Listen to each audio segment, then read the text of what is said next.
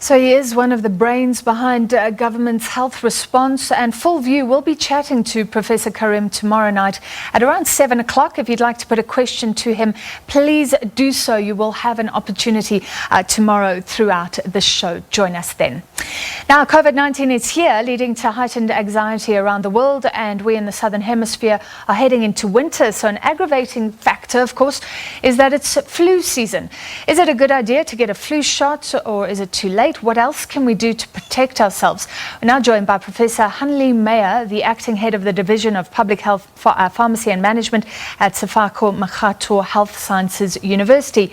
Professor, thank you for being with us. The first question is, should you be getting a flu shot right now? That in itself can weaken your immune system. So is it a good idea? Yes, definitely. It's very important for us to get the flu shot. There's a bit of an echo on the line.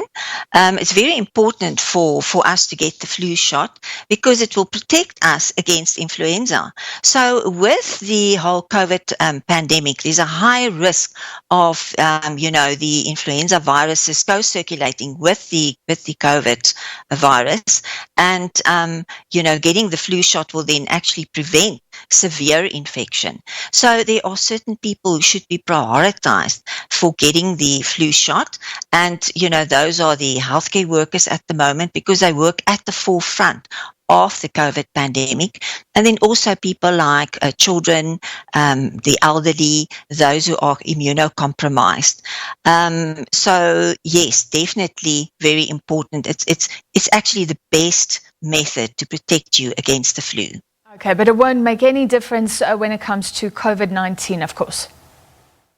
Yes, because it will not protect you against COVID-19, but it will protect you against influenza. Because the difference between the two is we know, each and every year they predict which will be the most likely flu viruses circulating in the northern and in the southern hemisphere. And then they make the vaccine according to that. So it will protect you against those, preventing from severe infection.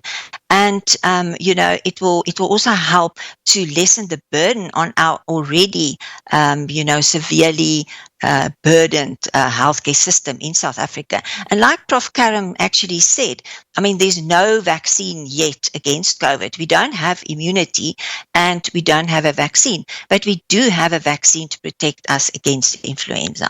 All right. How else should you be supporting your immune system right now, given what's happening? You know what? The body's most important way of protecting itself is actually against germs. It's actually sanitization and hygiene. So, we now with the COVID pandemic, we actually became very aware of the fact washing your hands all the time. Using good cough etiquette, prevent the spread of these droplets because the flu virus also spreads exactly in the same way as the COVID virus. So very important to practice those basic hygiene principles that that we were supposed to be doing. When you get sick, not to get into contact with other people. Don't go to work. Then also, follow a balanced diet, exercise enough, make sure that you are healthy. And then, second to using making sure you get the flu shot. And you've said that the health system could be overwhelmed. You don't want people with flu also adding to that. And that is a concern, that some people will have flu and think they've got COVID-19. Just tell us what you can look out for in terms of the differences between the two. Well, with the flu, you would present in, a similar way, but you would present with, it could be a mild flu infection, or it could be worse when you then would end up in hospital. But at first you will present with a sore throat because it's also a respiratory infection, a sore throat, coughing, fever. So it's very important that when you present with any of these symptoms, that you actually make sure that you do not have COVID, but that you actually have flu.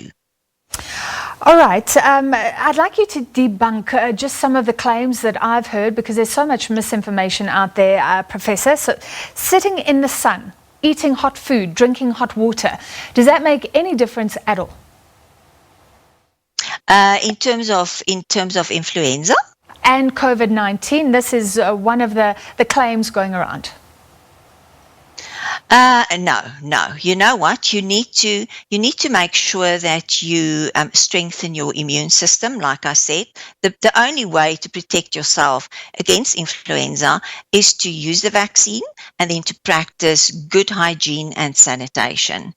And then together, I mean, if you cannot follow a balanced diet, then you need to get some supplements. And then, I mean, sitting in the sun next to other people, coughing and so on, and not protecting yourself, that will actually expose you to the possibility of getting COVID as well as influenza. So those basic principles of protecting yourself, but not only just for yourself, also to protect others around you. So it should be a collective effort. And you know, what we need to keep in mind is that we're very much aware of COVID at the moment, but influenza is very dangerous, also highly contagious. It kills 11,000 people per year in South Africa, and of those, 50%, are elderly people. So those basic principles, that is the way to protect yourself against influenza as well as against COVID. The only thing is, for COVID, we don't have a vaccine. Yeah, and a good reminder that the normal flu itself can be deadly. Professor Hannelie, you're an advisor to the South African Vaccination and Immunization Centre. Just an opinion, how close do you think we are to getting a vaccine for COVID-19? People are working basically around the clock to develop a vaccine. And there are certain universities where they've actually sped up the whole process.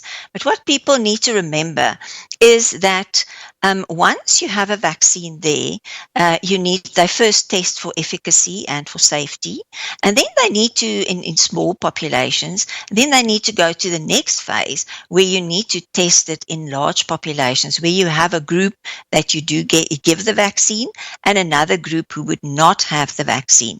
And then you need to naturally expose people them get exposed to the virus. So you can't just lock them all in a room and expose them to the virus. So that takes time.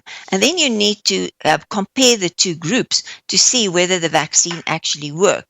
And then together with that, over time, you also need to make sure that the vaccine is safe and that people won't end up with maybe other medical problems years later.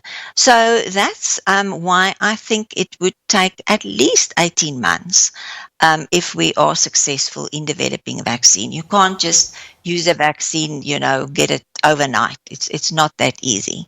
Yeah, and many experts saying this, unfortunately, no relief in the short term. Thank you for your time tonight. That was Professor Hannelie Meyer from Sefako Makgatho Health Sciences University.